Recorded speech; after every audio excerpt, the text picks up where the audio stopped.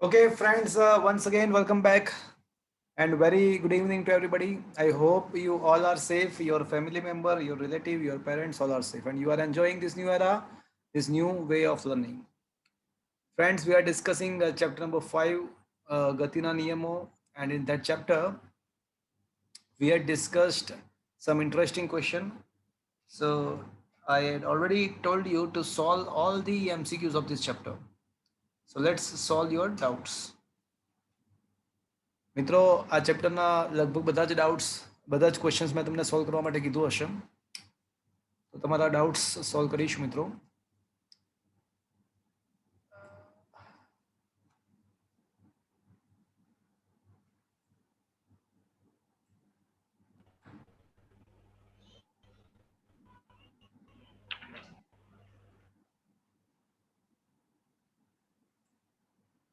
Okay, ચલો question number 1 to 50 માં કોઈને કંઈ પૂછવું છે? ચેપ્ટર નંબર 5 ગતિના નિયમો, question number 1 to 50. Anybody wants to ask? આપણે લાસ્ટ ટાઈમ ક્યાં સુધી મિત્રો કર્યું હતું? સર છેલ્લે 115 મો સવાલ કર્યો છે. હા, પણ વચ્ચેના નહોતા કર્યા ને અમુક. ચલો 1 થી 70 માં કોઈને કંઈ પૂછવું છે? 1 to 75, 1 to 75.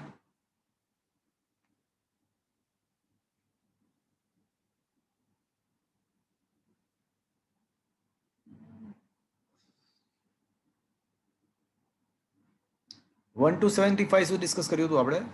Anybody want? 75 માં ખાલી એકવાર સમજાવી દો ને. 75 is a very interesting question. તમે એકવાર એના માટે આપણે ઓલરેડી યુટ્યુબમાં મૂકેલા છે lectures. You just look at that. Okay, video, because એમાં 10-15 મિનિટનો ટાઈમ લાગે એવું છે. આખો સોલ્વ કરાવેલો છે આપણે ઓલરેડી. તમે એને તો ના સમજ પડ્યો તમે રિવાઇઝ કરી શકો છો.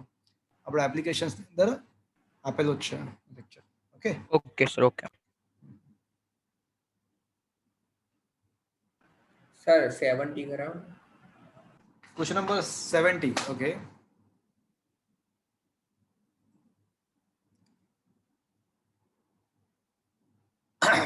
એમ દળના એક બ્લોકને પ્રતિ સેકન્ડ સ્ક્વેરના પ્રવેગથી અધો દિશામાં ગતિ કરતી લિફ્ટના ઢોળા ઉપર રાખવામાં આવે છે. આ બ્લોક જે છે એના માટે લિફ્ટ શું બનશે? નિર્દેશ ફ્રેમ. થોડું વધારે સાચું બોલો. અજડત્વીય નિર્દેશ ફ્રેમ. Okay, very good.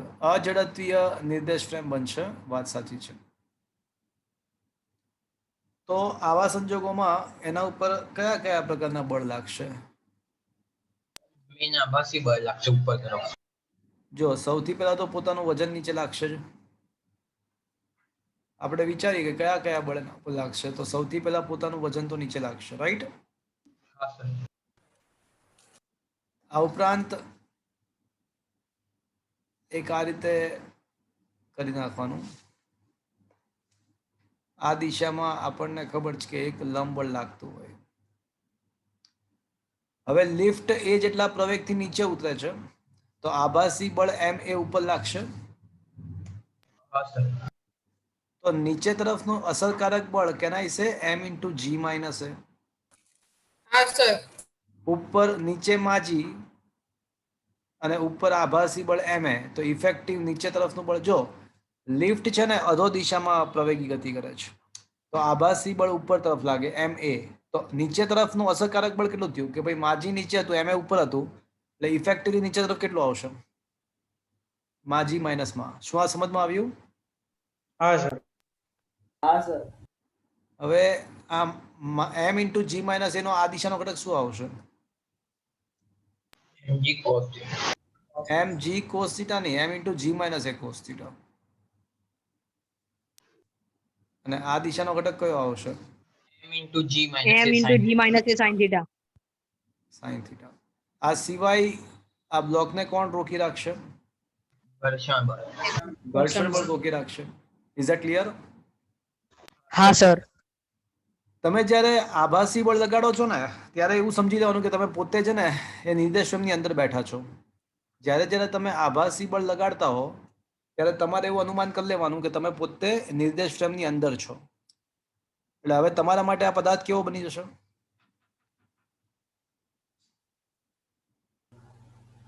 લખ્યું જ છે કે લિફ્ટની સાપેક્ષે અચળ વેગથી, અને આપણે લિફ્ટમાં જ છીએ, તો આપણા માટે આ બ્લોકની ગતિ કેવી છે? સ્થિર. હા, અલા લખ્યું તો છે. અચળ વેગી સર અચળ વેગ. બ્લોક પર લાગતો પ્રવેગ પણ શોધવો પડે ને. હા, પણ કેવી ગતિ છે લા? અચળ વેગી. તો અચળ વેગી ગતિ હોય ને તો શું થાય પ્રવેગ? શૂન્ય. હા, સ્થિર અવસ્થા અને અચળ વેગવાળી અવસ્થા, આ બંને અવસ્થા સંતુલન અવસ્થા જ છે. સ્થિર અવસ્થા અને અચળ વેગવાળી અવસ્થા, આ બંને અવસ્થા સંતુલન જ છે. તો સંતુલન કરતા n બરાબર m into g minus a cos theta અને ઘર્ષણ બળ is equals two m into g minus sine theta. તો એવું કહી શકાય કે લંબબળ ભાગ્યા ઘર્ષણ બળ ભાગ્યા લંબબળ, ઘર્ષણ બળ ભાગ્યા લંબબળ is equals to tan theta. પણ ગતિ દરમિયાન ઘર્ષણ બળ ઇક્વલ્સ ટુ મ્યુ કેન. આમાં ઘર્ષણ બળ શૂન્ય થઈ જશે. શું ઘર્ષણ બળ કેમનું શૂન્ય? પરિણામી બળ. આ તો પરિણામી બળ શૂન્ય કર્યું એટલે તો સંતુલન કર્યું છે. ઓકે. સંતુલન કર્યું છે. તો મ્યુ કે બરાબર ટેન થીટા, થીટાની કિંમત 30 ડિગ્રી આપી છે, તો ટેન મ્યુ કે બરાબર ટેન 30 એટલે 1/√3 થશે. So this is the answer. Is it clear? હા sir. Is it okay? Yes sir. હા સર. સર 73 સમજાવો ને.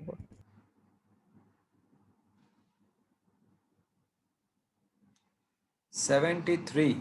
ઓકે, સર થઈ ગયો એક વખત. 73 માટે તમે લેક્ચર રિવાઇઝ કરો, બરાબર છે? યુટ્યુબમાં લેક્ચર રિવાઇઝ કરો. ઓકે. ચલો પછી, ચલો અપ ટુ 75 લાસ્ટ કોલ. ચલો અપ ટુ 85. મારા ખ્યાલથી આપણે છેલ્લે 85 સુધી થઈ ગયા છે. ચલો 85 સુધી થઈ ગયા, 85 પછી બાકી હતા. હા, 85 સુધી થઈ જ ગયા છે, વાત સાચી છે. ચલો up to 100. Up to 100.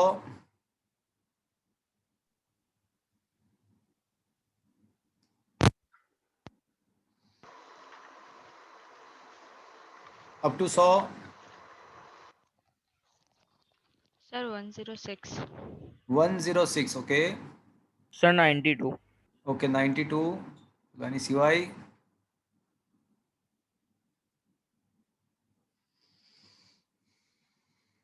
okay, let's discuss the question number 92.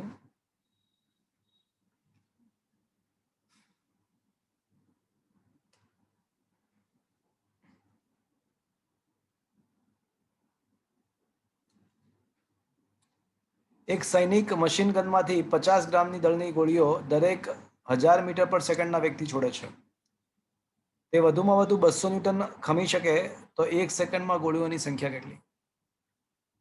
આપણને ખબર છે પેલું સૂત્ર વાપરવાનું. F બરાબર delta P by delta T. સમય હું ધારી લઉં છું કે 1 સેકન્ડ છે, અને જો n ગોળીઓ છૂટતી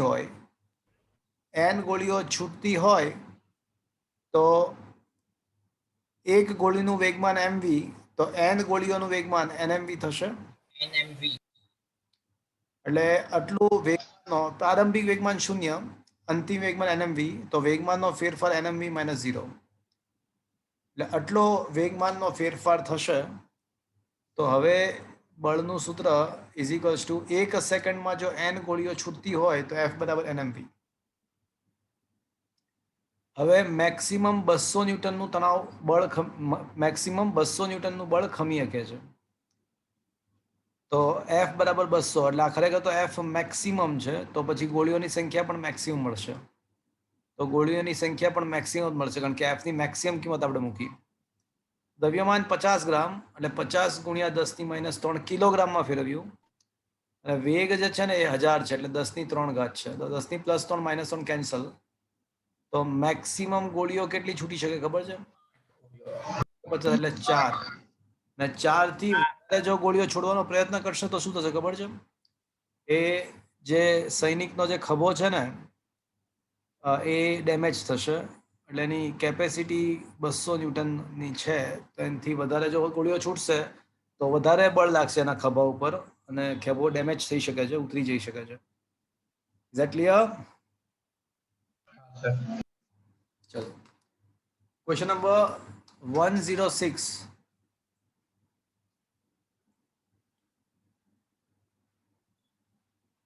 ઓકે સ્થિર બોમ્બના 3 ટુકડા થાય છે મિત્રો જ્યારે જ્યારે બોમ્બ આવે જ્યારે જ્યારે સંઘાત આવે તો આંખ મીચીને એક વસ્તુ તમે કરી શકો છો કઈ વસ્તુ વેગમાન સંરક્ષણ વેગવાન સંરક્ષણ સંઘાત આવે કે સ્થિર અવસ્થામાં બોમ્બનો વિસ્ફોટ થાય વિસ્ફોટ સંઘાત વગેરેમાં એક વસ્તુ તો તમે કન્ફર્મ્ડ કરી શકો છો કે વેગમાન સંરક્ષણનો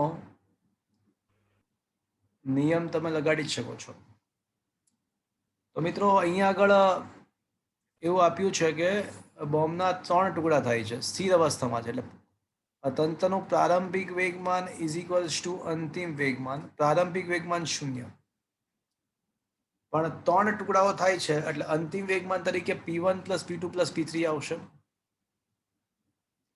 અને આ પરિમાણમાં હોય એટલે આપણે સદિશ સ્વરૂપે લખવું પડે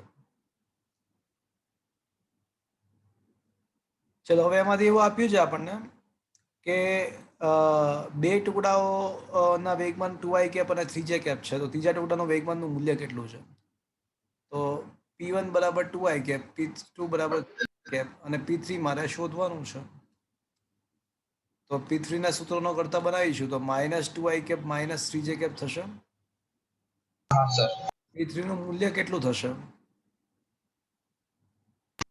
3 √13 ઇઝ ધેટ ક્લિયર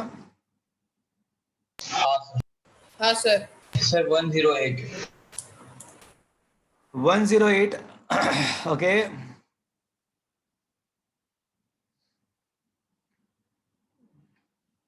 એવું આપ્યું છે કે રોકેટનું દ્રવ્યમાન 100 કિલોગ્રામ છે અને સેકન્ડે 0.1 કિલોગ્રામનું બળતણનું દહન દર સેકન્ડે 0.1 કેજી બળતણનું દહન થાય છે અને બહાર નીકળતા વાયુનો વેગ આપણને આપ્યો છે તો રોકેટનો પ્રવેગ પૂછ્યો છે આપણને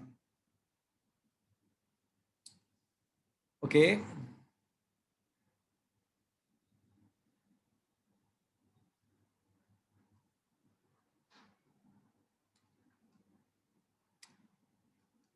તો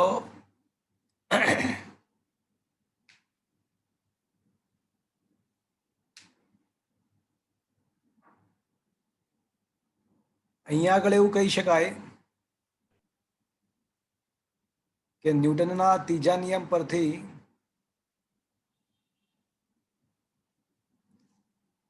ન્યૂટનના ત્રીજા નિયમ પરથી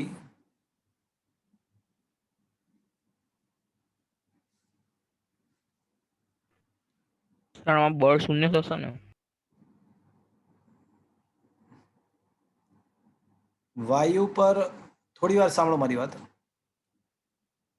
વાયુ પર રોકેટ વડે લાગતું બળ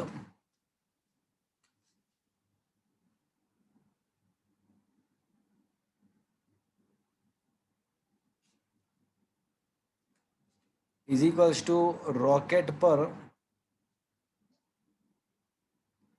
વાયુ વડે લાગતું બળ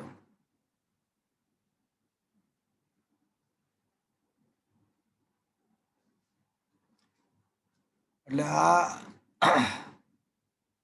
વાયુના ગેસના વેગમાનના ફેરફારનો સમય દર અને અહીંયા આવશે રોકેટના વેગમાનનો ફેરફાર બંનેના બળ હવે આમાં ગેસમાં શું થશે ખબર છે તમે આ ડાયરેક્ટ સંકલનમાં કેમ લીધો? હા મારી વાત સાંભળો થોડી વાર અને સંકલન નથી, વિકલન છે. ઓકે, ચલો અહીંયા સુધી તમને ખબર પડી કે રોકેટ અને વાયુની જ્યારે આંતરક્રિયા થશે, વાયુ આપણે જ્યારે તરતા હોઈએ ને તો આપણે પાણીને જેટલો ધક્કો મારીએ એટલો જ ધક્કો આપણને આગળ તરફ મળે. તો રોકેટ ઉડવાના સિદ્ધાંતમાં આ જ કામ કરે છે કે વાયુ નીચે તરફ ધક્કો અનુભવે છે, તો વાયુ રોકેટને શું કરશે?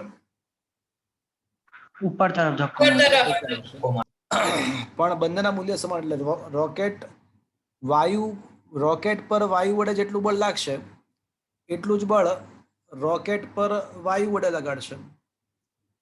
એટલે બળ તો પાછું dp/dt જ છે, પણ એક સાઈડ રોકેટ પર, રાઈટ સાઈડ રોકેટ પર લાગતું બળ ને લેફ્ટ હેન્ડ સાઈડ વાયુ પર લાગતું બળ. એટલે ddt of mv for gas અને is equals to ddt of mv for rocket. mv for rocket. પણ અહીંયા આગળ વાયુ માટેનું કંઈક લખાણ લખ્યું છે લોકોએ. શું લખ્યું છે લખાણ? કે ભાઈ વાયુમાંથી દર સેકન્ડે 0.1 kg બળતણનું દહન થાય છે. એટલે જેટલું દ્રવ્યમાન બળતણ પામે એટલો વાયુ બહાર નીકળવાનો છે. જેટલો 5 કિલોગ્રામ પેટ્રોલનું દહન થાય તો 5 કિલોગ્રામ વાયુ બહાર નીકળે. એટલે જેટલું બળતણ થાય એટલો વાયુ બહાર નીકળે. અને વાયુનો વેગ અચળ છે. વાયુ કેટલા વેગથી ગતિ કરે છે? તો બોલે તો 1 કિલોમીટર પર સેકન્ડ. એટલે આમાં વાયુ માટે વેગ અચળ રહેશે અને dm/dt એનો દ્રવ્યમાનનો ફેરફારનો દર મળે છે આપણને. dm/dt આપણને આપ્યું છે. અને રોકેટનું દ્રવ્યમાન અચળ ગણી શકીએ, કારણ કે રોકેટની અંદર છે ને, રોકેટનું કુલ દ્રવ્યમાન તો છે ને 100 કિલોગ્રામ છે. 100 કિલોગ્રામની સામે 1.1 કિલોગ્રામનું દળ તો દહન તો કશું ના કહી શકાય. એટલે રોકેટનું દળ અચળ છે અને રોકેટનો અમારે પ્રવેગ જ શોધવાનો છે. લેફ્ટ હેન્ડ સાઈડ વાયુનો વેગ, ચલો વાયુનો વેગ કેટલો આપેલો છે? 1 કિલોમીટર પ્રતિ 1 કિલોમીટર પ્રતિ સેકન્ડ. હા, વાયુનો વેગ છે ને 10⁻³ છે, 1000. અને એનો દ્રવ્યમાનનો દહનનો દર કેટલો છે? દ્રવ્યમાન એનો કેટલો વાયુ દહન પામે છે? 0.1 kg. 0.1 kg પર સેકન્ડ હશે કાં તો પર કિલો. 0.1 kg દર સેકન્ડે છે ને, દર સેકન્ડ આ રહ્યું. એટલે 0.1 kg પ્રતિ સેકન્ડ કહેવાય. દર સેકન્ડે છે ને એટલા માટે. એટલે 0.1 kg પ્રતિ સેકન્ડ. ચલો, ઇઝ ઇક્વલ્સ ટુ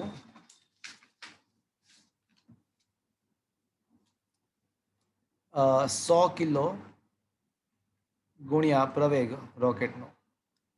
તો આમ કહી શકાય કે આ કિસ્સામાં 0.1 કિલો આપ્યું છે બળતણ, પણ જો વધુ બળતણ આપ્યું હોય તો આપણે માસને અચળ ના લઈ શકીએ ને. એટલે હા, ધીમે ધીમે પણ ઘટતું જાય. સામાન્ય સંજોગોમાં રોકેટનું દ્રવ્યમાન છે ને 100 કિલો કરતાં તો બહુ જ વધારે હોય. 100 કિલો તો માણસનું દ્રવ્યમાન થઈ જતું હોય ઘણી વાર. એટલે સામાન્ય સંજોગોમાં તો 1000 કિલોગ્રામ જેટલું હોય. એટલે 1000થી પણ વધારે હોય. એક માણસનું દ્રવ્યમાન ઘણી વાર 100 કિલો હોય છે. એટલે રોકેટવાળા કિસ્સામાં તમે સામાન્યતઃ રોકેટનું દ્રવ્યમાન અચળ ધારી શકો. વાયુ એની સાપેક્ષે બહુ નહિવત હોય છે. Is that clear? હા, ઓકે. તો આ 0.1 ગુણ્યા 10 એટલે 1 જેવો આન્સર આવશે. Is it okay? Okay sir. Okay sir. Sir તમે આમાં ડાયરેક્ટ વિકલનમાં કેમ લીધું? હા, એટલે બળ તો લખવું પડશે ને મારે. સર એટલે આમ નોર્મલ વિકલન સિવાયનું બળ ના થાય? કયું લખ્યું છે બોલો? નોર્મલ વિકલન સિવાયનું બળ કયું છે આપણી પાસે? બોલો. એ બી છે. બળનો બીજો સર કયો સૂત્ર છે? એક મિનિટ, બોલો બોલો. બળનો બીજું કયું સૂત્ર છે? સર આપણે અત્યારે વેગમાન માટે તો આ જ વાળું છે.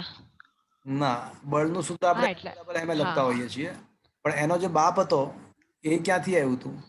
તો ખરેખર તો એ અહીંથી જ આવ્યું હતું. dp/dt. હા ઓકે. એટલે બળનો એકચ્યુઅલી મેં તમને ત્યારે સમજાવ્યું કે આ બધા જ કિસ્સા માટે વેલિડ છે. જ્યારે આ માત્ર ક્યારે સાચું?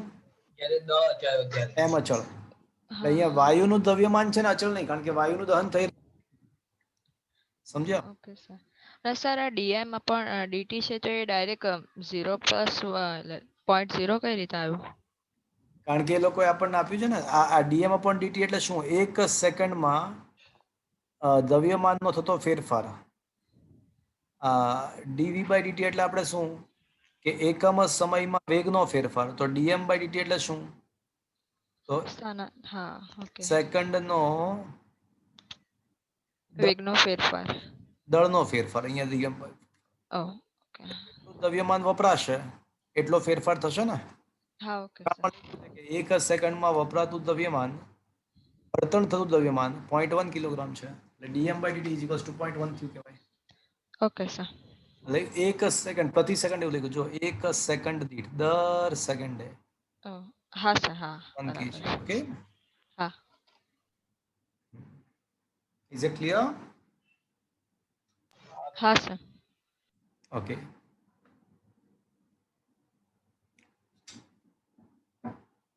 એના પછી 109મો ક્વેશ્ચન પણ સારો છે. એના જેવો જ છે પણ એમાં હા, બીજું શોધવાનું છે. તો એમાં એ ટાઈપનો જ ક્વેશ્ચન છે, બંને સિમિલર છે. સમજ્યા તમે? કરજો ટ્રાય. ઓકે,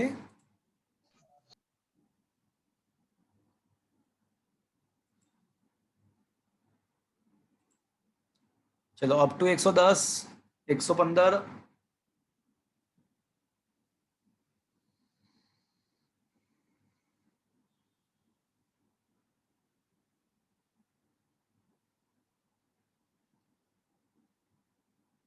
ચલો અપ ટુ 120. 116. ઓકે,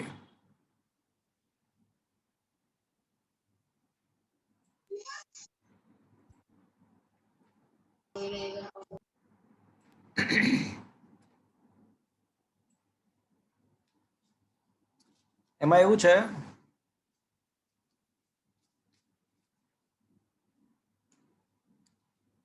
એક પ્રવેગી માલગાડીના સમાન દળના 25 ડબ્બાઓ વેગન્સ લગાડેલા છે. સર, આમાં જે એવું હોય શકે કે પ્રથમ વેગન હોય એને સૌથી વધારે તણાવ બળ લાગે. જોઈએ, હમણાં ખ્યાલ આવશે. સાચી વાત છે, સાચી વાત છે તમારી. તો ચોથા અને પાંચમા અને 21મા અને 22મા, ચોથા અને પાંચમા અને 21મા અને 22મા વેગન્સ વચ્ચેના તણાવ શોધીશું અને આપણને એના ઉપરથી માલુમ પડશે કે કયું તણાવ વધારે છે.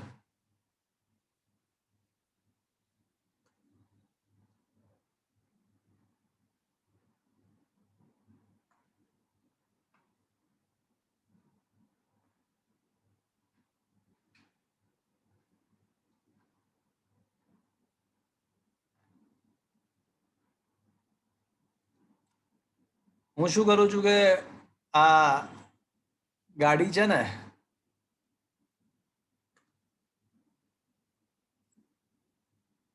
આપણે એવું માની લઈશું કે એન્જિન વડે જે પુલિંગ ફોર્સ છે ને એને પી કહીશું. એન્જિન જે ગાડી ઉપર જે પુલિંગ ફોર્સ લગાડે છે એને આપણે પી કહીશું. હવે હું જેને એવું ધારી લઈશ કે ચોથા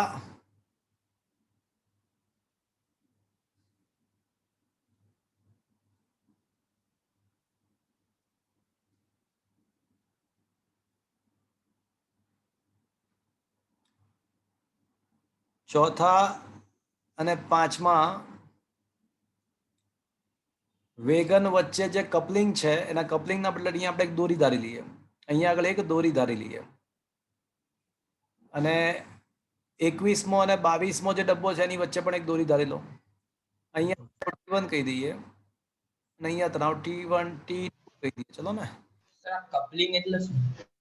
કપલિંગ એટલે ઓલું જે જોડાણ કરે એને કપલિંગ કહેવાય. આપણે સિમ્પલ શબ્દમાં બે પદાર્થોને દોરી વડે જોડ્યા જેવું સમજો ને. દોરી, કપલિંગ આપણે દોરી છે એવું માની લો. ઓકે.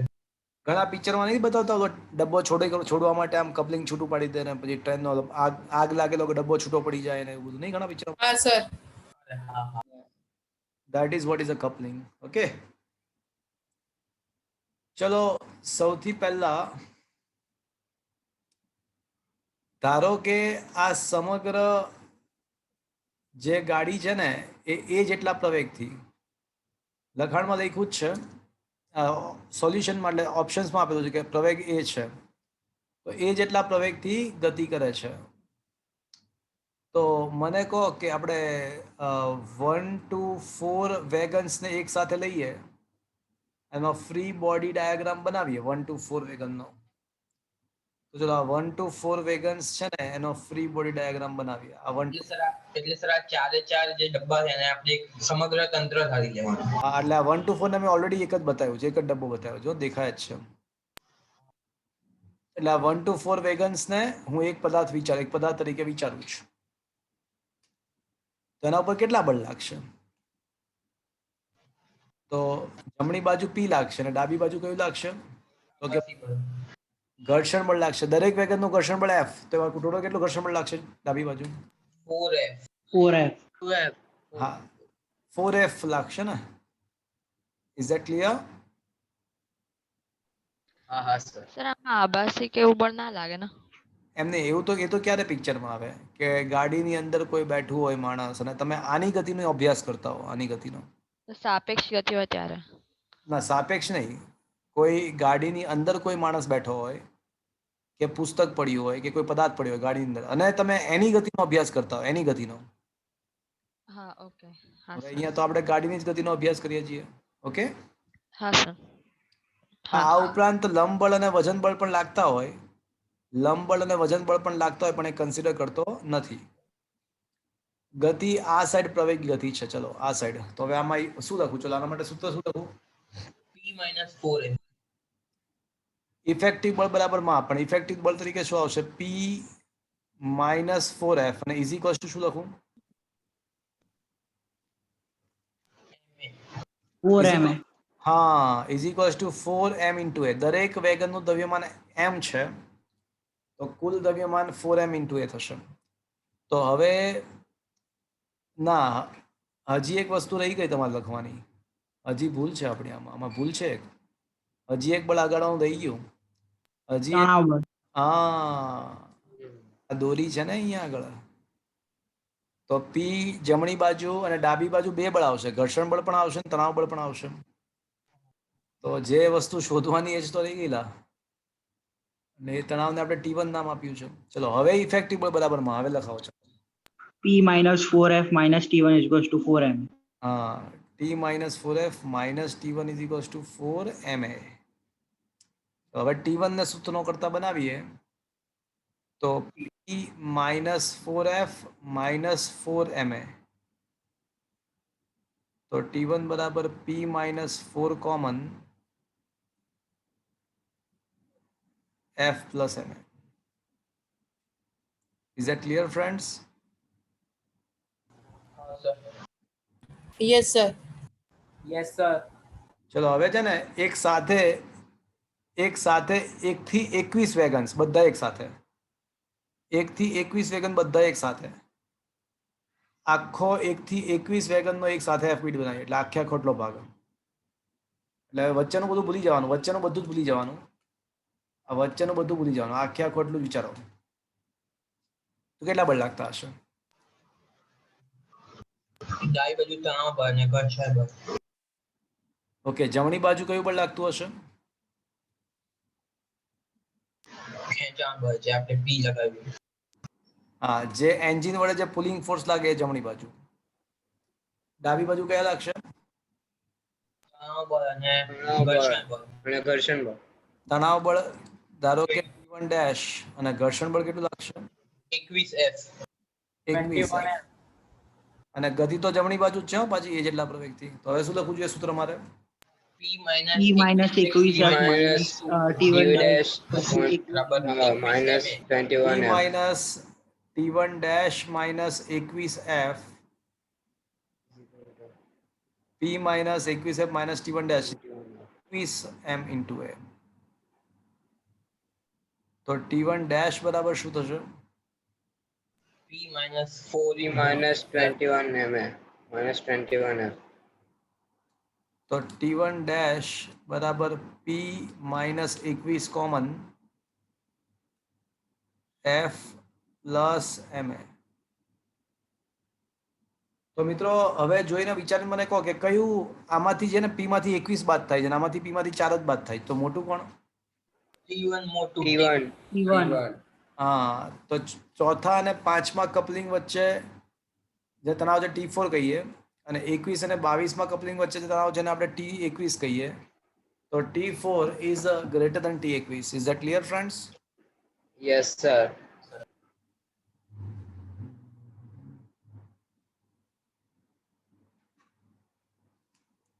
તો આ ત્રણેય ક્વેશ્ચન્સ સમજમાં આવ્યા મિત્રો? હા, sir. હા સર. અચ્છા, એક છોકરો એવું પૂછતો હતો કે સાહેબ આપણે આ 5 થી 21 વેગન છે એનો એફપીડી બનાવીને ના બની શકે? આપણે 1 થી 21 ના સાથે વિચારીએ એના બદલે 5 થી 21 વિચારીએ, 5 થી 21 તો શું થાય? સર જમણી બાજુ બે બળ લાગે. હા ઓકે, તો 5 થી 21 નો એફપીડી બનાવો. ચલો 5 થી 21 તો જમણી બાજુ એન્જિન નું બળ અને તણાવ બળ. ના, જમણી બાજુ એક જ લાગે, ખાલી T1 એક જ લાગે, બીજું એક કઈ ના લાગે. કારણ કે 5 થી 21 ને ખેંચવા માટે ખાલી T1 જવાબદાર એક જ છે, બીજું કોઈ P તો આને અહીંયા લાગે છે, પહેલા અહીંયા લાગે છે. સર એ બંનેનો સરવાળો ના થાય? કેમ થાય? જે તમે જ્યારે કોઈ પદાર્થની ગતિનો વિચાર કરતા હો ત્યારે માત્ર અને માત્ર એના પર લાગતા બળો જ વિચારવાના હોય, બીજા બધા બળો વિચારવાના ના હોય. તો તમે Okay, જ્યારે sir. 5 થી 21 તમે વિચારતા હો ત્યારે માત્ર ને માત્ર 5 થી 21 જ જોવાનું, બીજું બધું ભૂલી જવાનું. હા સર. 21 તમે જોશો તો એના પર જો દોરી, જમણી બાજુની દોરી જે છે ને એને જમણી બાજુ T1 જેટલા તણાવથી લઈ જવાનું, પણ ડાબી બાજુની દોરી શું કરશે? એને ડાબી બાજુથી ખેંચશે અને આ ઉપરાંત ડાબી બાજુ એક ઘર્ષણ પણ લાગશે. અને કેટલું ઘર્ષણ લાગશે? 16F. હા, 16F જેટલું. સાચી વાત છે. 16 નહીં 17. 16 નહીં 17 થશે ને? 21 માંથી 4 જાય તો કેટલા રહે? 16 વેલા 21 માંથી 4 જાય તો. ના, 4 જાય તો 17. પણ 4 જ બાદ કરવા પડશે ને, કારણ કે 1 to 4 વેગન અલગ છે ને. હા, sir. તો આ જમણી બાજુ જ છે મિત્રો. તો હવે ચલો, હવે મારે શું લખવું જોઈએ? T1 minus T2. ઇઝી પાસે શું આવશે? 17 એમ. 17. હવે T1 ની કિંમતો મૂકી દો. ચલો હવે T1 ની જે કિંમત છે ને અહીંયા મૂકી દઈએ. તો P minus 4F minus 4MA, આ T1 ની કિંમત મૂકી મેં અહીંયા આગળ, minus T2 minus 17F is equals to 17MA.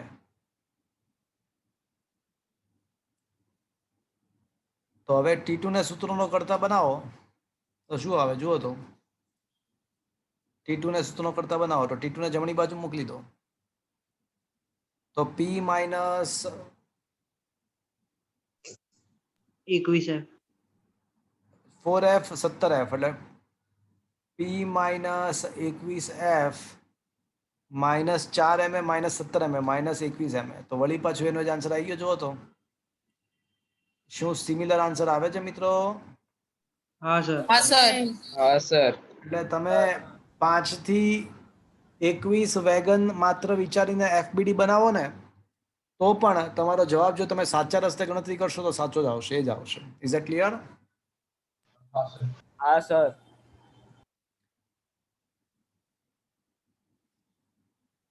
ચલો હવે question number up to 30 130 up to 130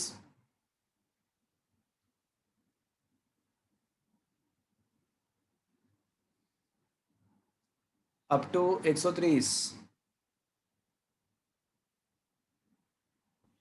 sir 129. 1 to 9. Okay.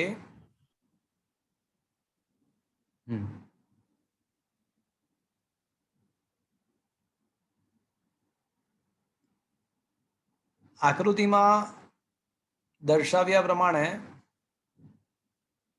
L લંબાઈના સળિયાના બે છેડા પર અસમાન બળ F1 અને F2 લાગે છે, પણ F2 નાનું છે.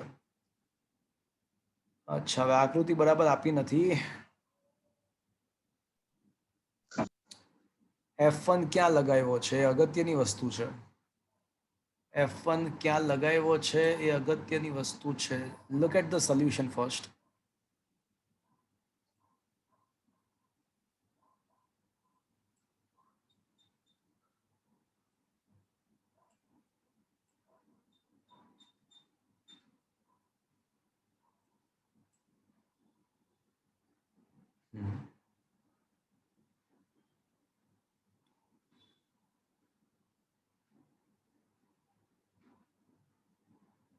સર જ્યાં બે ટી આપે છે ને એમાંથી એક ટી પર એક ટી ને એ લોકોએ એફ લીધું. Just a minute.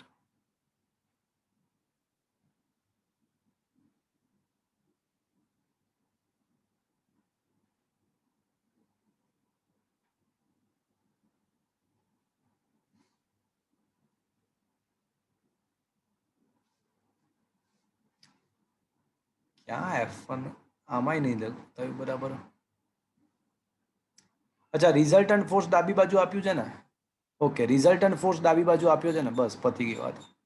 તો જે મોટું હશે ને ડાબી બાજુ હશે. રિઝલ્ટન્ટ ફોર્સ ડાબી બાજુ છે, જે મોટું હશે એ ડાબી બાજુ હશે. Okay, we can think like that. એટલે સર તમે શું કહેવા માંગો છો? એટલે ડાબી બાજુ એટલે હું એવું કહેવા માંગુ છું કે આ છે ને પરિણામી બળ જો ડાબી બાજુ બતાવ્યું છે ને, અહીંયા આગળ જો દેખાયું. એટલે મોટા મૂલ્યનું બળ ડાબી બાજુ હશે, આનો મતલબ એવો થયો. એટલે સમજાવું હું શું કહેવા માંગુ છું. એટલે એકચ્યુઅલમાં આ રીતે હશે.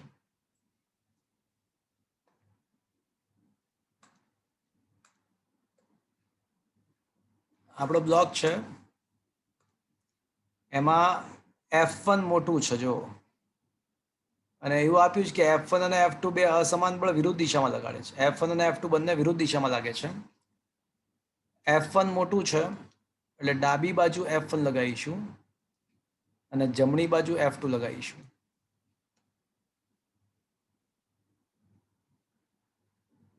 અને ક્વેશ્ચન એવો છે કે આ જમણી બાજુના છેડાથી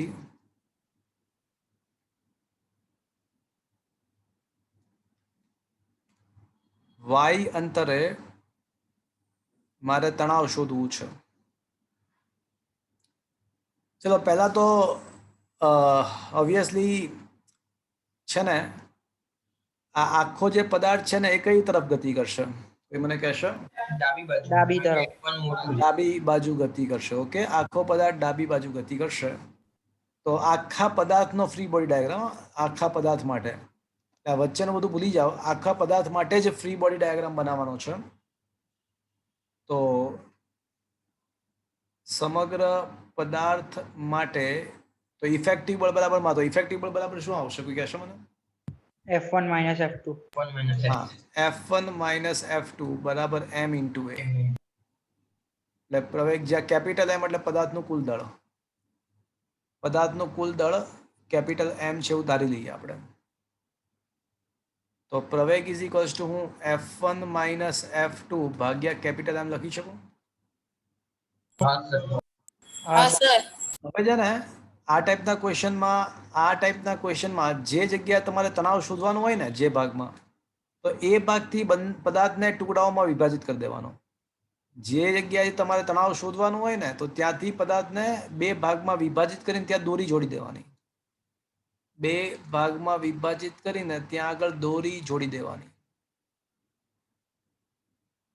અને પછી એ દોરી વડે જે તણાવ ઉત્પન્ન થાય છે. હા, અને પછી જે દોરીમાં તણાવ થયો હોય ને આપણો આન્સર, એ દોરીમાં જે તણાવ ઉત્પન્ન થાય એ આપણો આન્સર.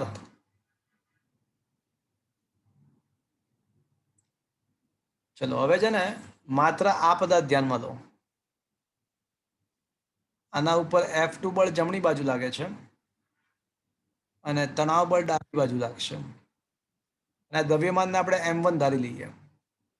ચલો હવે આનો ફ્રી બોડી ડાયાગ્રામ બનાવો તો. હા, આની ગતિ, અચ્છા ફ્રી બોડી ડાયાગ્રામ બનાવીએ. ચલો, દ્રવ્યમાન M1, જમણી બાજુ F2 બળ, ડાબી બાજુ દોરી છે એટલે તણાવ, અને ગતિ કઈ તરફ થઈ રહી છે? ડાબી બાજુ. ડાબી બાજુ. ડાબી બાજુ ગતિ થઈ રહી છે. તો ચલો લખાવો, શું લખશું મારે? T minus F2 is equal to M1. ફરીથી બોલો. T minus T F2 minus બરાબર F2 is equal to M1. M1. Is equals two m1. ચલો હવે m1 કેટલું હશે? તો સમગ્ર L લંબાઈનું દળ આપણે કેપિટલ M ધાર્યું છે. સમગ્ર L લંબાઈનું દળ મેં કેપિટલ M ધારેલું છે. તો આ લંબાઈ તો કેટલી છે જુઓ તો, y y છે. y જો રકમમાં આપણને આપ્યું છે. તો y લંબાઈનું દળ કેટલું હશે? તો y લંબાઈનું દળ કેટલું એને આપણે m1 ધાર્યું. તો m1 બરાબર શું આવશે મિત્રો?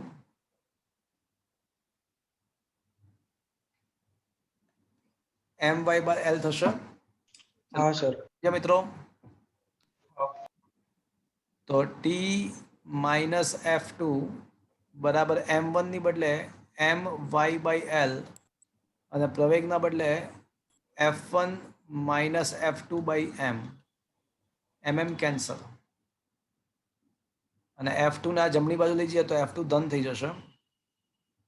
f2 plus f1 minus f2 into y/l. હવે છે ને આપણે સાદું રૂપ આપીએ તો f2 plus f1 y/l minus f2 y/l. તો છે ને આને પહેલા લખીએ આપણે તો f1 ઇન્ટુ y/l અને પછી છે ને f2 વાળા પદ સાથે લઈએ તો f2 કોમન લઈ લો તો 1 માઇનસ y/l. 1 માઇનસ y/l આવશે. છે આવો કોઈ ઓપ્શન? હા sir, option A. Option A જ છે. એટલે મેં જે પ્રમાણે બળ લગાડ્યા છે ને એ પ્રમાણે જો f1 ને f2 મેં જે પ્રમાણે લગાડ્યા છે એ પ્રમાણે ઓપ્શન એ આવે. હવે સોલ્યુશનમાં દેખીએ કદાચ એવું બની શકે કે ઓપ્શન બી પણ આવી શકે. તો એવું સમજવું કે આ f1 ને f2 ના ડિરેક્શન ઉલટા છે. જો બી બતાવે તો સમજવાનું. સર હા બોલો. સર આવી રીતે ત્રિરાશી મારી શકાય આમાં? તમે મારી એવી રીતે? હા દ્રવ્યમાનમાં માની શકાય કારણ કે દળ ઇઝ ઇક્વલ્સ ટુ શું થશે જો સમજાવું.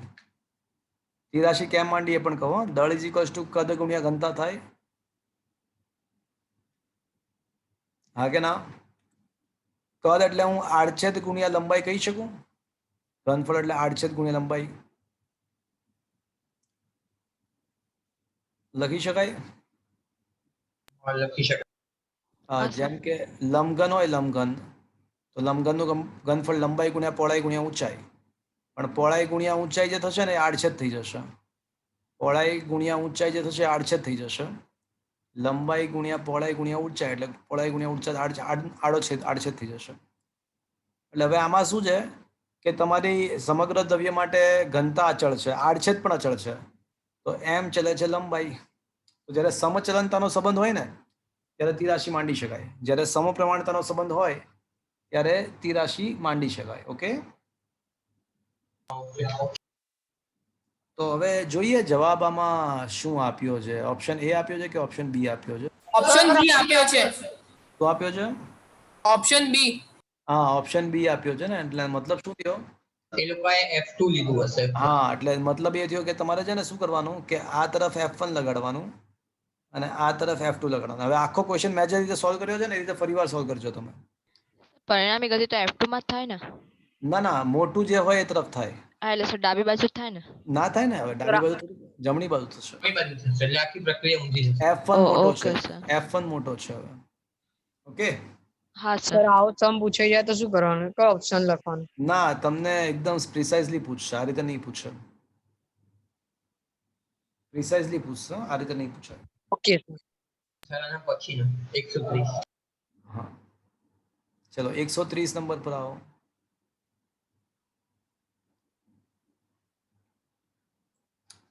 ચલો 130 ક્વેશ્ચન હું કરાવું પણ એ પહેલા મને એક શોર્ટકટ કહો ને. ગરગડી વાળો શોર્ટકટ. ગરગડી વાળો શોર્ટકટ ખબર છે તમને?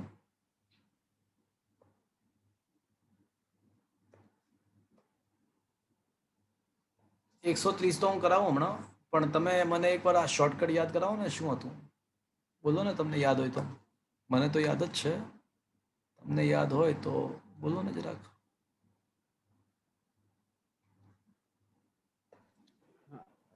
A बराबर m2 minus m1 upon m1 plus m2 into g. એકદમ સાચી વાત.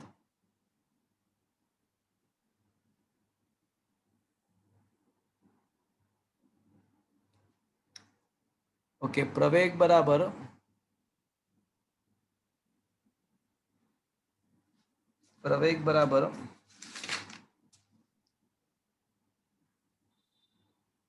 m1 minus m2 upon m1 plus m2 into g. અને તણાવ બળ ઇઝ ઇક્વલ્સ ટુ યાદ છે શું હતું? 2m1 m2 upon m1 plus m2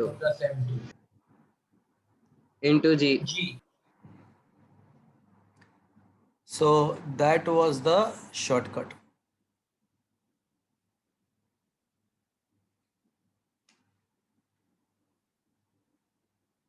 Okay. હવે છે ને અહીંયા આગળ એવું જ છે, તણાવ અને પ્રવેગ શોધવાનો છે. તો આપણે છે ને એક કામ કરીએ, જો મારી વાત સાંભળજો.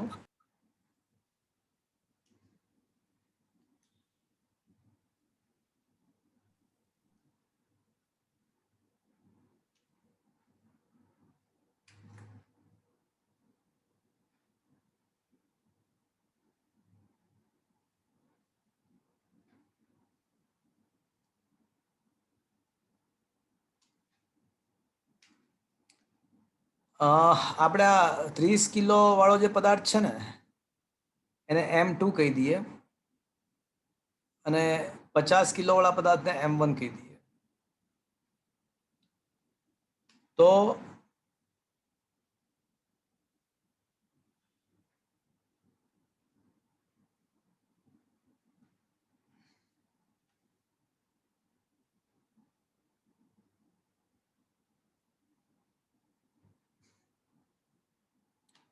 વિચાર કરો કે આ જે m1 છે ને m1, m1 નો આ જે છે m1g થશે. આ m1g જે થશે એનો ઢાળની સમાંતર ઘટક કયો થશે? જેની સાથે ના ના ના ના ખોટી વાત. અહીંયા θ1 હોય ને તો અહીંયા પણ θ1 હોય, અહીંયા θ1 હોય ને તો અહીંયા પણ θ1 થશે. તો આ થશે m1g cos થીટા, અને હંમેશા ઢાળને સમાંતર, that is not the first time, આપણે ઘણી બધી વખત કર્યું છે કે ઢાળને સમાંતર જે આવતું હોય છે ને એ સાઇન ઘટક આવતો હોય છે. તો આ શું આવશે મિત્રો? m1g sin theta. અને આ જે થશે m1g cos થીટા. સિમિલરલી અહીંયા પણ એવું થશે, અહીંયા થીટા હોય તો અહીંયા પણ થીટા થાય, એટલે આ cos ઘટક થાય. આ ઢાળને સમાંતર જે થશે સાઇન ઘટક m2g sin થીટા થશે. હવે તમારે જોવું પડે કે કોણ મોટો છે. m1g sin થીટા છે ને સમગ્ર તંત્રને લેફ્ટ હેન્ડ સાઈડ લઈ જવાનો ટ્રાય કરશે, અને m2g sin થીટા સમગ્ર તંત્રને રાઈટ સાઈડ લઈ જવાનો ટ્રાય કરશે. એટલે બેમાંથી કોણ મોટું છે ને પહેલા એ નક્કી કરી નાખીએ અને પછી વિચારીએ કે શું કરવું.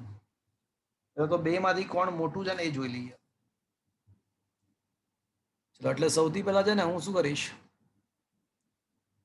કે m1g sin થીટા શોધી કાઢીએ. તો m1 છે ને 50 છે,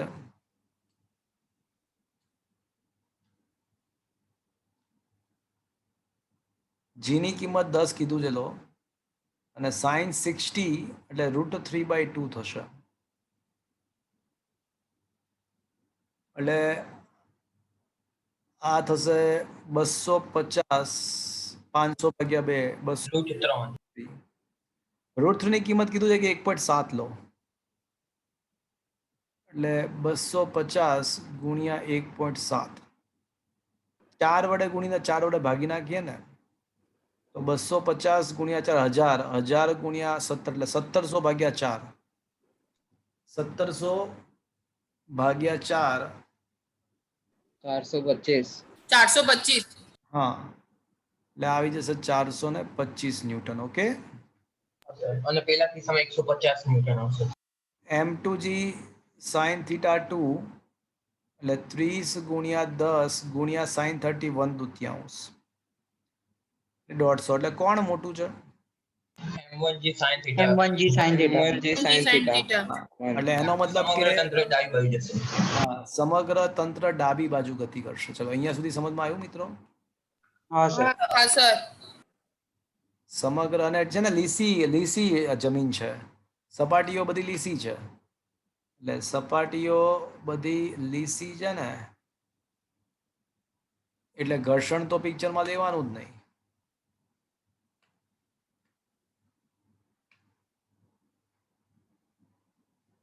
ઘર્ષણ તો પિક્ચરમાં લેવાનું જ નથી, પણ ગતિ તમારી જે થશે ને એ આ રીતે ડાબી બાજુ થશે.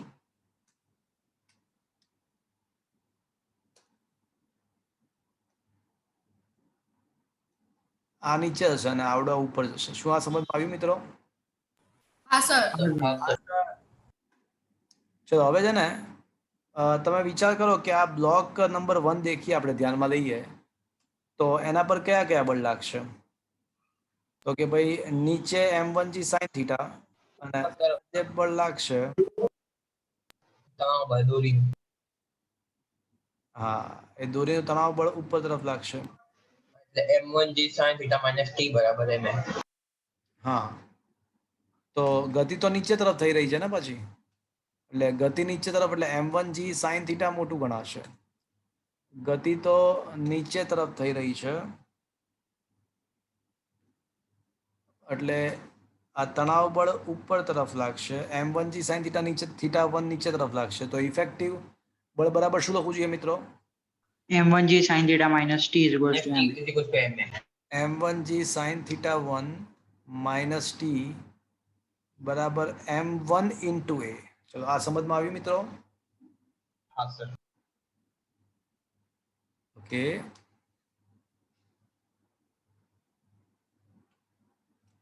હવે બીજો બ્લોક વિચારો તો એમાં તણાવ ઉપર તરફ આવશે અને m2g sin θ2 નીચે તરફ આવશે. એટલે T minus M2G t sin minus theta is equals to m2g M2A sin theta 2. t minus m2g sin theta બરાબર sin θ2 M2A. બરાબર m2a થશે મિત્રો. હા સર. સમીકરણ નંબર 1 અને 2 નો સરવાળો કરી નાખો. સરવાળો તો minus T plus T cancel થઈ જશે અને બાકી રહેશે m1g sin θ1 minus m2g sin θ2 is equals to m1 plus m2 into a. તો મિત્રો હવે એક નવો શોર્ટકટ યાદ રાખજો કે બંને બાજુ ઢાળ આપેલા હોય અને લીસી સપાટી હોય, બંને બાજુ ઢાળ આપેલા હોય અને લીસી સપાટી હોય તો શોર્ટકટ તમારો બનશે m1 sin θ1 minus m2 sin θ2 upon m1 plus m2 into g. So that is the shortcut. અને સાચું કહું ને તો આ શોર્ટકટ અહીંયા પણ લાગુ પડે જ છે. પૂછો ક્યું? કારણ કે તમે વિચાર કરો, આપણે અહીંયા જે મેં ગરગડી દોરી છે, અહીંયા આગળ જે મેં ગરગડી દોરી છે એમાં θ1 ને θ2 શું થશે? જો તો વિચારીને કહો. 180 થઈ જશે એટલે પછી હા, અહીંયા જે ગરગડી છે ને એમાં θ1 ને θ2 90 થઈ જશે. જો તમે વિચારો જરાક. બરાબર છે મિત્રો? જુઓ તો. sin અને sin 91 થાય એટલે હા, અને મૂકી દો અહીંયા sin 91 મૂકી દો આ સૂત્રમાં. તો આ સૂત્ર પાછું m1 minus m2 upon m1 plus m2 into g આવી જશે. જો એટલે સર મેં આપણે અત્યારે જે શોધ્યું એ જ પેલું તો ખાલી 90 ડિગ્રી માટે. એટલે હા, આ જે સૂત્ર છે વધારે વ્યાપક કહેવાય. હવે ખબર પડી તમને? આ સૂત્ર વધુ વ્યાપક કહેવાય. આયા બાદ સમજ મેં? હા સર. અને એમાં 90 મૂકી દો તો આ ગરગડી વાળો કિસ્સો પણ સેટ થઈ જ જાય છે. Is it okay? Yes sir. હવે તણાવ બળ, હવે એક કામ કરીએ. આ જે કિંમત મળી ને આપણને પ્રવેગની, એક કામ કરીએ. હવે છે ને ના, હવે બે રસ્તા છે. એક રસ્તો એ છે કે પ્રવેગની કિંમત સમીકરણ 1 અને 2 માંથી ગમે તે મૂકી શકો, અથવા બીજો રસ્તો એ છે કે સમીકરણ 1 ને m2 વડે ગુણી નાખીએ. સમીકરણ 1 ને m2 વડે ગુણીએ. m1 m2g sin θ1 minus m2t બરાબર m1 m2a. અને સમીકરણ નંબર 2 ને m1 વડે ગુણી નાખીએ તો m1t minus m1 m2g sin theta 2 is equals to m1 m2a. તો હવે જુઓ મિત્રો, હવે આપણે બંને સમીકરણની જમણી બાજુ તો સમાન જ થઈ ગઈ કે નહીં? જુઓ તો ડાબી બાજુ પણ સમાન થાય. તો ડાબી બાજુને સરખાવી દઈએ. જમણી બાજુ સમાન હોવાથી ડાબી બાજુને સરખાવી દઈએ.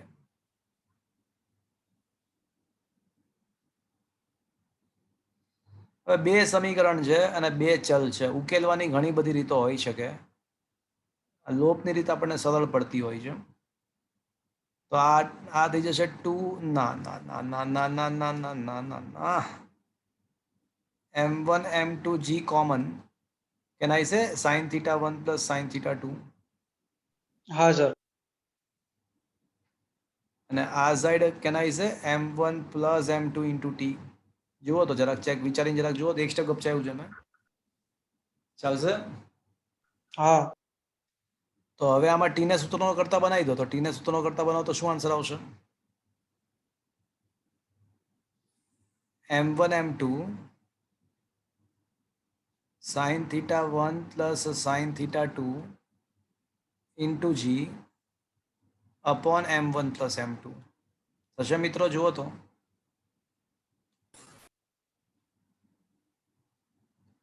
Is that clear? હા સર. હા સર. તો આ બે નવા શોર્ટકટ જે ડબલ ઈ નીટ માટે ખૂબ જ કામના મિત્રો. તો આ બે નવા શોર્ટકટ્સ આપણને શીખવા મળ્યા. હવે આમાં રીતે બધું થીટા 1 ને થીટા 2 90 90 લઈ લો તો શું વળી પાછું આનું સેટિસ્ફેક્શન થાય છે? જુઓ તો જરાક. હા, થઈ જશે. હા સર થઈ જશે. તો સમજમાં આવ્યો મિત્રો? આ હું સ્ક્રીનશોટ મોકલી દઈશ તમને.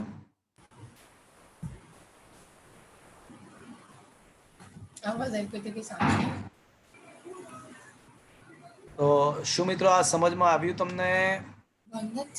હા સર. ઓકે. તો આજે બે શોર્ટકટ મળ્યા ને એ વધારે વ્યાપક શોર્ટકટ્સ છે. એમાં ગરગડીનો કિસ્સો પણ સેટિસ્ફાઈ થઈ જાય છે. એટલે આ શેના માટેના શોર્ટકટ છે? તો બોલે તો બંને બાજુ ઢાળ હોય અને ઘર્ષણ રહિત સપાટી હોય ને તો એના માટે બે વસ્તુ શોધી શકીએ. પ્રવેગ પણ શોધી શકીએ અને દોરીનો તણાવ પણ શોધી શકીએ. હવે આમાં કિંમતો મૂકજો એટલે જવાબ આવી જશે. Okay? Okay sir. Okay sir. Okay sir. ચલો, ક્વેશ્ચન નંબર 132 કરવાની ના પાડી હશે. એમાં ઇનકમ્પ્લીટ છે એવું કીધું હશે. હા સર. ખૂન હા સર તમે કીધું તો. અને 138 ની ના પાડી હશે. આ બે ક્વેશ્ચન કરવાની ના પાડી હશે. ચલો, અપ ટુ 140.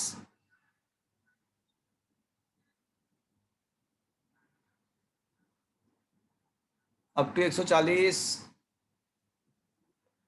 બોલો બોલો, સરસ ક્વેશ્ચન છે બધા. સર 136 અને 135. 135 અને 136. 136 બોલો છો? હા સર બંને.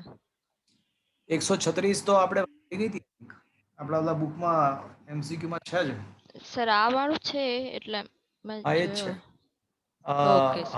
હલકો શબ્દ હતો ને, આજે હલકી શબ્દ હતો એ અગત્યનો હતો. એટલે આના હા હા જવાબદાર છે ને આને ખેંચવા માટે પણ 8 જ જવાબદાર છે. યાદ છે? હા સર એટલે મને થયું આ અલગ છે થોડો એટલે. ના ના, હવે મેં તમને ત્યારે એવું પણ સમજાવ્યું હતું કે કદાચ જો આ સ્પ્રિંગનું દ્રવ્યમાન 1 કિલો આપ્યું હોત ને તો પછી હા 7. 9 આવત. તો ઉપરને આ ઉપરની સ્પ્રિંગ ખેંચવા માટે કોણ કોણ જવાબદાર થાય? 8 + 1 9. 8 + 1 હા. એટલે એ તમને ખ્યાલ છે. થઈ ગયેલી વાત છે. ઓકે. પણ ક્વેશ્ચન નંબર 135 જે છે ને એ સારો ક્વેશ્ચન છે. ચલો, એમાં તમે જ મને સમીકરણ બનાવીને આપશો. ચલો, વિશ્વ જૈન કે જાની? વિશ્વ જોશી સર. જોશી. ઓકે. તો વિશ્વ જોશી, ચલો મને 3 ઇક્વેશન તમારે બનાવીને આપવાના છે. 3 ઇક્વેશન બનાવીને આપવાના છે તમારે મને.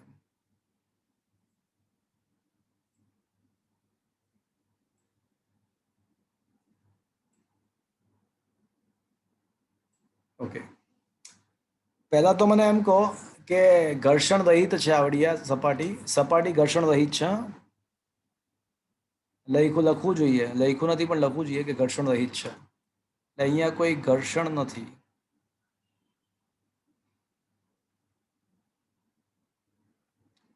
તો આ સમગ્ર તંત્ર કઈ તરફ ગતિ કરશે? જમણી બાજુ કરશે. જમણી બાજુ. વિશ્વ બોલશે. ચલો, સમગ્ર તંત્ર જમણી બાજુ ગતિ કરશે. એટલે શું હું આ રીતે લખી શકું? Is that clear? હા સર. હા.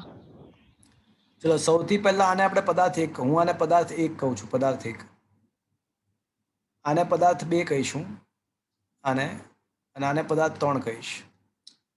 ચલો, પદાર્થ 1 પર T1 ઉપર લાગે છે અને માજી નીચે લાગે છે, M1G. ગતિ ઉપર તરફ થઈ રહી છે. ચલો, શું લખું? સમીકરણ number 1 લખાવો. T1 minus mg equals to ma. M1a. હા, બરાબર છે.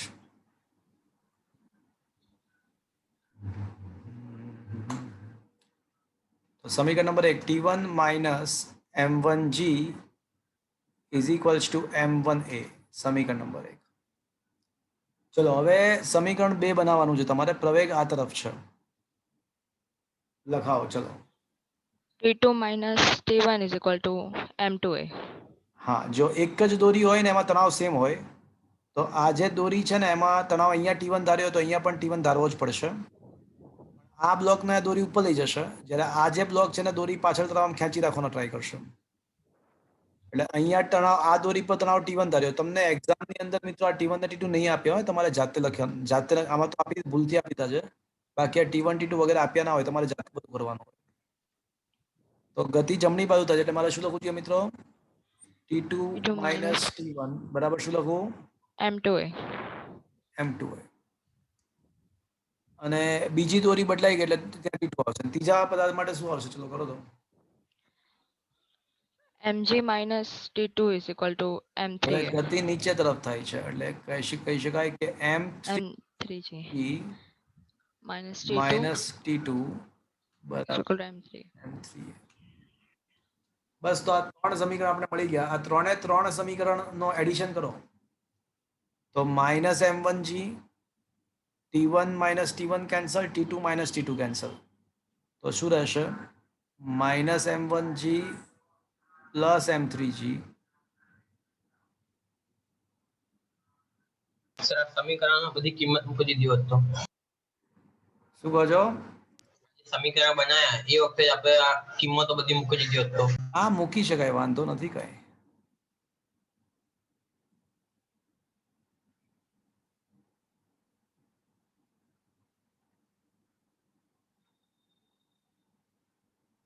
હવે કિંમતો મૂકી દઈએ. M3 ની કિંમત છે ને 3 છે અને M1 ની કિંમત 2 મીટર પ્રતિ સેકન્ડ છે. એટલે આ 2 ગુણ્યા 10 અને ભાગ્યા 6 ને 3 9 ને 1 10 એટલે ભાગ્યા 10 થશે. એટલે 2 મીટર પર સેકન્ડ સ્ક્વેર થશે. ચલો, પ્રવેગ તો મળી ગયો. હવે કોઈ પણ દોરીનું તણાવ પૂછ્યું હોય ને તો આ કિંમત સમીકરણ નંબર 1 માં મૂકો એટલે તમને T1 મળશે, અને આ પ્રવેગની કિંમત સમીકરણ નંબર 3 માં મૂકશો તમને T2 મળી જશે. Is that clear friends? હા સર. હા સર. Yes sir. તમે આ 3 સમીકરણમાં પ્રવેગની કિંમતો મૂકી દોશો ને તો તમને T1 અને T2 મળી જશે. કોઈ પણ એક સમીકરણમાં પહેલા T1 શોધો ને પછી એની કિંમત 2 માં મૂકી દો તો T2 એની જાતે મળી જશે. Is that clear? હા સર. હા sir. Okay.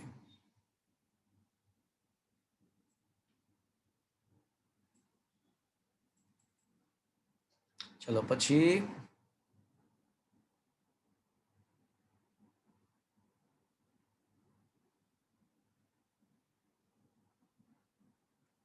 Up to 140. Sir 140. 140. Okay. 140 ના પેલા 139 તમને આવડી ગયું મિત્રો? It is a good question. 139 કરાવું કે ચાલશે? હા સર, આવો એક કરાવો સર. શું કહો છો? સર આવો એક હતો ને પેલા આપણે ચોકડીમાં પણ હતો કદાચ. ના, આવો એક નહોતો. બે બ્લોકની વચ્ચે દોરીમાં તણાવ શોધવાનું હોય એવો એક નહોતો. કરાવો સર. હા કરો.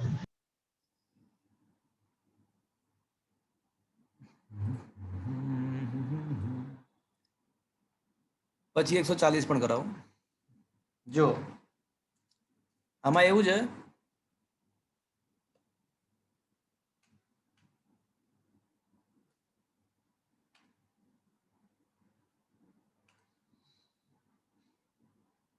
સર આ જે 139 છે એમાં બી અને સી ને અલગ અલગ એક્સપી દોરીને જે સમીકરણ મળે એને એ બંને સરખાઈને તણાવ પર શોધી શકાય ને.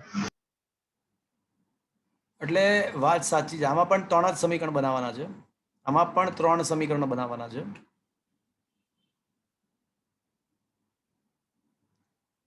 આમાં પણ 3 સમીકરણ બનાવવાના છે એવું જ છે. અને પછી શોધવાનું છે બધું. ચલો બધાના છે ને 2 કિલોગ્રામ જ છે બધાના દ્રવ્યમાન. આને આપણે M1 કહીએ અને M2 કહીએ, M3 કહીએ. સર બધાને એમ જ કહીએ તો ચાલે?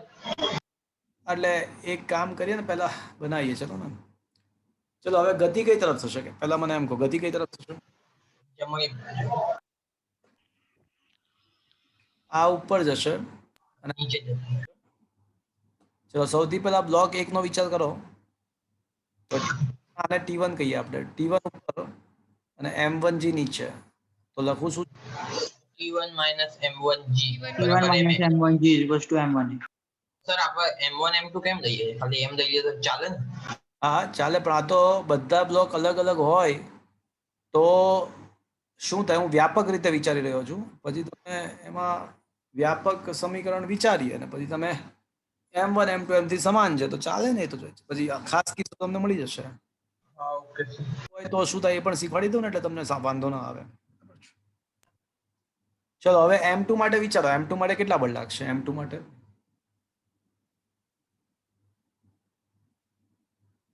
M2 પર કેટલા બળ લાગશે? ગતિ નીચે તરફ થાય છે પણ M2 પર બળ કેટલા લાગશે? ઉપર તરફ T1 અને T2 બંને. ગંદી વાત. હા એ T1 બનશે ને કારણ કે એક જ T1 દોરી. ઉપર લાગશે, T2 નીચે લાગશે. ઉપરાંત MG વજન MG બળ. હા. વજન બળ. ચલો હવે ગતિ નીચે તરફ થાય. લખાવો છું લખું T2 plus M2G minus T1 બરાબર M1 M2 T2 plus M2G 2G minus minus T1 T1 બરાબર બરાબર M2A. M2A. M2A. Is that clear? હા સર. અને હવે M3 માટે વિચારો તો એના પર કેટલા કેટલા બળ લાગશે? વજન બળ ને વજન બળ T2 અને તણાવ બળ.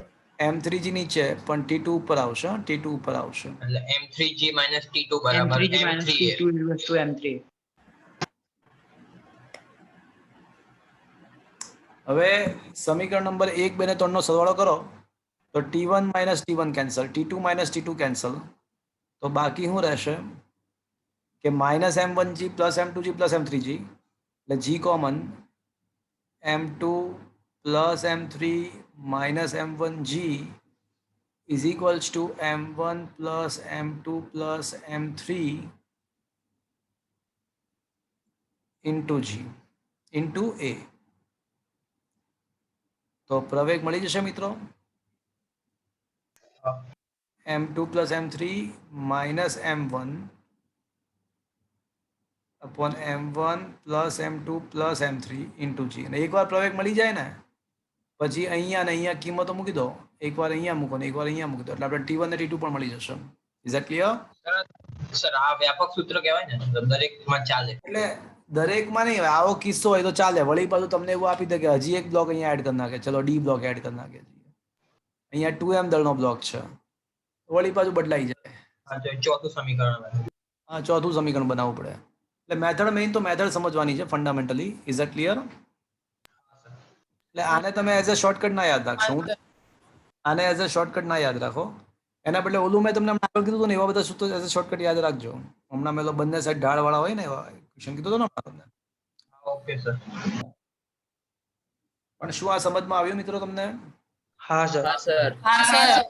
અને સાચું કહો ને તો તમને આ સૂત્ર સીધું યાદ રહી જ જાય. જો હું તમને સિમ્પલ લોજિકલી સમજાવું, આ બે બ્લોક શું કરશે? તંત્ર નીચે લઈ જશે અને આ બ્લોક એને રોકી રાખવાનો ટ્રાય કરશે. તો ઇફેક્ટિવ બળ બરાબર શું આવે? m2 પ્લસ m3 લઈ જવાનો ટ્રાય કરશે ઇન્ટુ જી, અને m1 જી રોકી રાખવાનો ટ્રાય કરશે. એટલે ઇફેક્ટિવ બળ બરાબર આટલું થશે, અને ઇફેક્ટિવ બળને દ્રવ્યમાન વડે ભાગી નાખીએ એટલે આપણને પ્રવેગ મળી જાય. જુઓ, સીધું લોજિકલી વિચારીએ તો. સમજ્યા? હા સર. ખાલી એટલે સીધો પ્રવેગ જ પૂછ્યો હોય ને, પ્રવેગ જ, તો તમે 3 સમીકરણ બનાવાય જ નહીં. સીધું આ રીતે જ વિચારાય કે ભાઈ m2 ને m3 નીચે જાય ને m1 ને રોકી રાખવાનો ટ્રાય કરશે. એટલે ઇફેક્ટિવ બળ બરાબર m2 plus m3g minus m1g, અને અપોન દ્રવ્યમાન કુલ કરો એટલે આપણને પ્રવેગ મળી જાય. ચલો, ક્વેશ્ચન નંબર 140. ચલો, ક્વેશ્ચન નંબર 140 માં એવું છે કે સર આમાં આકૃતિ જ નહીં ખબર પડતી શું કઈ રીતે છે. હા, સમજાવું. આકૃતિમાં એવું છે કે અવગણ્ય વજનવાળી આ ક્લેમ્પ છે. આ ક્લેમ્પ છે. ધીસ ઇઝ અ ક્લેમ્પ, અને ક્લેમ્પની આરે આ ગરગડી બાંધેલી છે. હવે ખબર પડી આકૃતિ શું છે? હા સર. એટલે સર આ લોકોએ આડી કેવી રીતે બતાવી? શું કહો છો? આકૃતિ આમ આડી કેમ છે? મતલબ નીચે જમીન આવી જોઈએ ને આ લોકો એક હુક ટાઈપ જે છે ને ક્લેમ્પ, એટલે હુક જેવું છે. અચ્છા, તમે ઘણીવાર નહીં દેખ્યું? ઘણા રેસ્ટોરન્ટની અંદર હોય છે આમ કે આ રીતે ક્લેમ્પ બાંધીને આમ ઘડિયાળ લટકતું હોય આ રીતે સાઈડમાં. કન્સ્ટ્રક્શનમાં બી હોય છે ને. હા હા હા, ઓકે. બરાબર સમજ્યા તમે? આખી વસ્તુ દિવાલ છે, દિવાલ. હા, ઓકે. નાવ હા સર, ક્લિયર.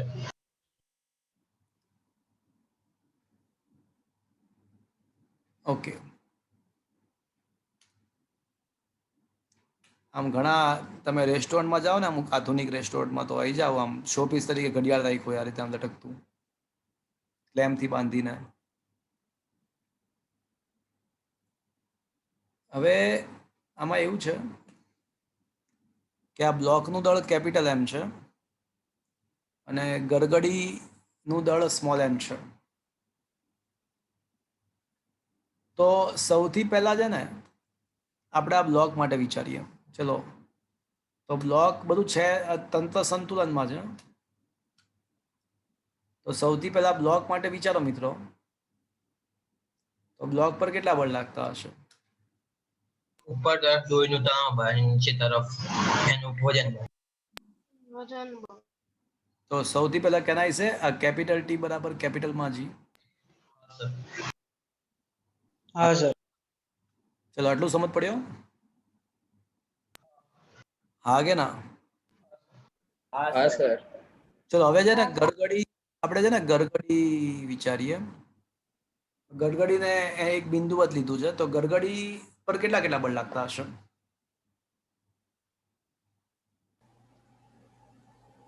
બોલો, ગરગડી પર કેટલા બળ લાગતા હશે? બોલો બોલો. નીચે ટી અને આ બાજુ પણ ટી.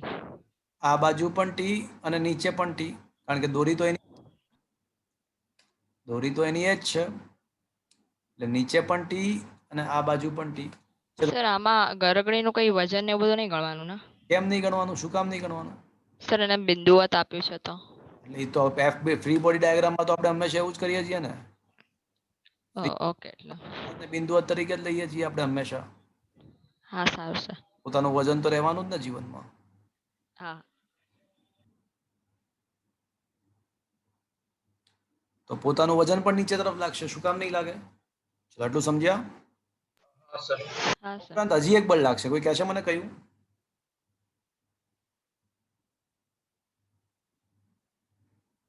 સર પેલું જે ક્લેમ છે એના વડે. હા, ક્લેમ્પ વડે લાગતું બળ. આ ઉપરાંત ક્લેમ્પ વડે પણ બળ લાગશે. હવે ક્લેમ્પ વડે લાગતું બળ કઈ દિશામાં લાગશે ને એ ખબર નથી, પણ ક્લેમ્પ બળ ચોક્કસ લગાવશે. ક્લેમ્પ વડે પણ બળ લાગશે. એ આપણે એટલે એ ક્લેમ્પ વડે પણ બળ લાગશે ને એનું મૂલ્ય આપણે શોધવાનું છે. એ નક્કી કરી શકાય કે કઈ દિશામાં ક્લેમ્પ બળ લાગશે? કરી શકાય પણ દિશા શોધવાની નથી આપણે. તો શું હું એવું લખી શકું કે ગરગડી પર લાગતું પરિણામી બળ વેક્ટર એફ બરાબર પરિણામી બળ બરાબર minus T I cap plus capital T plus સ્મોલમાં જી અને માઇનસ જે કેપ અને પ્લસ ક્લેમ્પ વડે લાગતા બળને એફ સી કહીએ આપણે. ચલો આવું લખી શકાય મિત્રો? હા સર. સમજ્યા? અને આના ઉપર હજી એક એફસી ખબર નહીં કઈ દિશામાં લાગતું હશે પણ એફસી હજી લાગે છે એટલે સદિશ એફસી. તો minus T I cap T plus માજી માઇનસ જે કેપ અને એફ સદિશ એફ. પણ ગરગડી છે તો સ્થિર જ હા, પરંતુ છે તો સંતુલનમાં જ. તો ગરગડી પણ સ્થિર અવસ્થામાં છે સંતુલનમાં, તો પરિણામી બળ તો શું આવશે? શૂન્ય આવશે. શૂન્ય જ આવશે.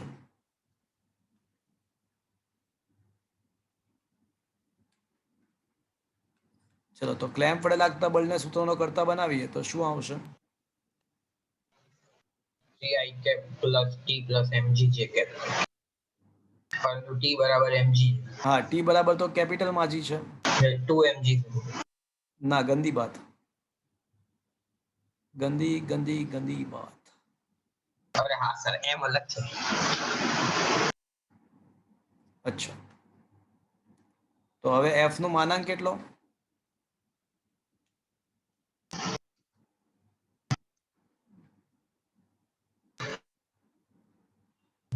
mg plus mg small plus એમ. mg square. સમજમાં આવ્યું મિત્રો? બધામાંથી જી સ્ક્વેર કોમન એટલે જી બાર આવશે. સર mg માં કોમન નીકળે છે. કેપિટલ એમ પર કોમન. ક્યાંથી નીકળે? કેમ નો નીકળે?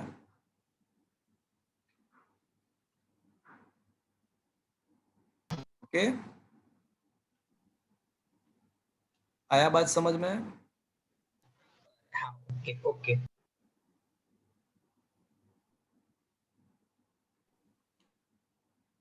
Is it clear? Yes sir.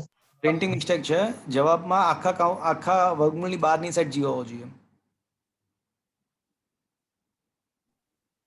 Is it okay? હા ઓકે સર. હા સર. સમજમાં આવ્યો? હા સર. સર આની દિશા કેવી રીતે શોધાય? હા, દિશા હવે તમને આવડે ને, tan θ = ym/xm.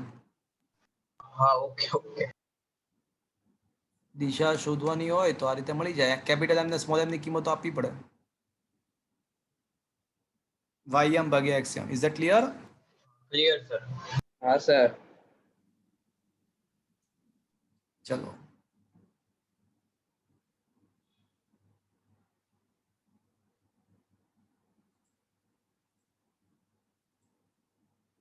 સર 141. 141. ઓકે, આકૃતિમાં દર્શાવ્યા પ્રમાણેનું તંત્ર ધ્યાનમાં લો. પુલી અને દોરી હલકી છે તો બધી સપાટીઓ ઘર્ષણ રહિત. સારામાં સારી વાત. તો દોરીમાંનું તણાવ શોધવાનું છે. સમજ્યા? આવે ચલો, ઘર્ષણ રહિત છે એટલે શું થશે? ઘર્ષણ તો લાગશે નહીં. એટલે કઈ તરફ ગતિ થશે? માય ક્વેશ્ચન ઇઝ ધેટ ગતિ કઈ તરફ થશે?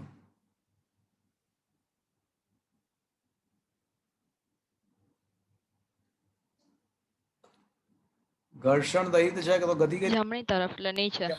જમણી બાજુ. નીચે. એટલે આ જમણી નીચેનો તરફ. પદાર્થ ડાબી બાજુ જશે. Is that clear? હા સર. હા sir. Can you imagine? Physics છે ને એક સંપૂર્ણ સબ્જેક્ટ છે. તમારે બધું જ આમ logically logical approach, common sense, knowledge બધું જ આવડવું જોઈએ. ચલો આ છે ને આ જે બ્લોક છે ને આવડો આ બ્લોક 1 કિલોનો અને આપણે M1 કહી દઈએ તો એના પર કેટલા બળ લાગે? ચલો તો બંનેને એમ જ કહે તો ચાલે કે એક જ કિલો અલ્લા પણ કેટલી વાર સમજાવું એકની એક વાત? પેલા વ્યાપક રીતે વિચારે ભાઈ તમે મૂકી દેજો ને M1 બરાબર M2 બરાબર 1 kg બરાબર. ઓકે ચલો અને M1 કહીએ તો M1 ડાબી બાજુ જાય છે અને દોરી ખેંચી એને છે ને દોરી ખેંચતું હશે તો એના પર કેટલા 3 બળ લાગતા છે? આમ તો માજી અને નોર્મલ તો બેલેન્સ થઈ જાય છે પણ એને ગતિ માટે ખાલી કયું જવાબદાર હશે?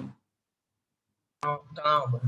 તણાવ બળ. તો દોરી T બરાબર M1 એ લખી નાખું ખાલી ચાલશે? હા ચાલશે. ચાલશે સર. હા સર.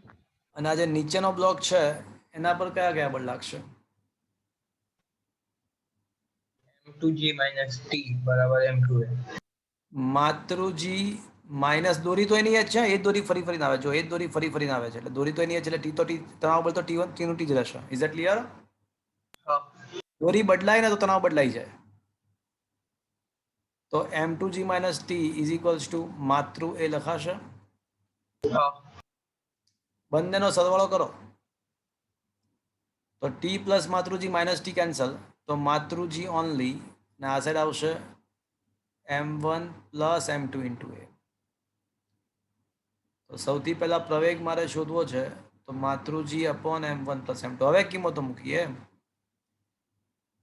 તો M2 તરીકે 1 ગુણ્યા 10 ભાગ્યા 1 પ્લસ 1 2 એટલે 5 મીટર પર સેકન્ડ સ્ક્વેરની કિંમત તણાવમાં મૂકી દઈએ તો તણાવ બરાબર 1 ગુણ્યા 5 તો 5 ન્યૂટન આન્સર આવશે. Is that clear? હા યસ સર.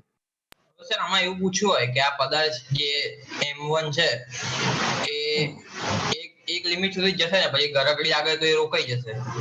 એટલે એવું આપવું પડે કે ગતિની શરૂઆત થયા પછી તરત જ તણાવ બળ અને પ્રવેગ કેટલો એમ પછી તો ગરગડી પાસે સ્ટોપ થઈ જાય પછી તો ગતિ ના થાય ને. હા ગતિની શરૂઆત થયા પછી તરત જ તે પ્રવેગ કેટલો એવું આપવું પડે. ઓકે ઓકે ચલો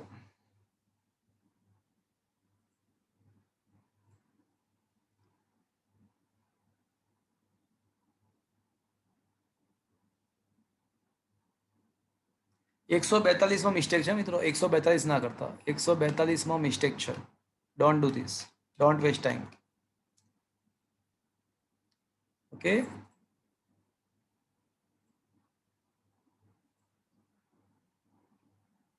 ચલો બોલો 145 સુધી બોલો.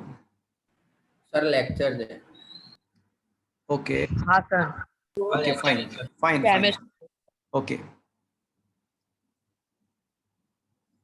તો મિત્રો તમે જ્યારે નેક્સ્ટ ટાઈમ આવો ત્યારે આ આખું ચેપ્ટર સંપૂર્ણપણે ફિનિશ્ડ કરીને લાવજો. JEE નીટ સાથેના જે ક્વેશ્ચન્સ છે આની અંદર. તો સર આ બુધવારે એક્ઝામ હશે કે આવતા બુધવારે? ના આ બુધવારે એક્ઝામ હશે. ચેપ્ટર નંબર 4 ની લેવાય ગઈ ને આપણે? 4 ની થઈ ગઈ, 3 ની પણ થઈ ગઈ, 5 ની બાકી છે. હા તો ચેપ્ટર નંબર 5 ની લેવાશે એક્ઝામ. આ બુધવારે હશે 100%. ઓકે જેટલા નહીં કરાય એટલા નહીં સર પૂછાય. ટાઈમ ને મેસેજ કરી દેજો. હા એ કહી દઈશ તમને. સર ઓનલાઈન હશે? ના ઓફલાઈન જ હશે કારણ કે ઓનલાઈનમાં જોજો કે વેબસાઇટ પર તમારે લેવાની આપવાની જેવું છે. ચલો હું કહી દઈશ હું તમને. Okay okay sir. પણ તમે આખું પતાવીને લાવજો બરાબર છે. આજનો સેશન અહીંયા ફિનિશ કરું છું પણ તમે આખું પતાવીને લાવજો. Bye sir. Bye sir. Bye bye bye bye bye sir. Bye sir. Bye bye bye bye.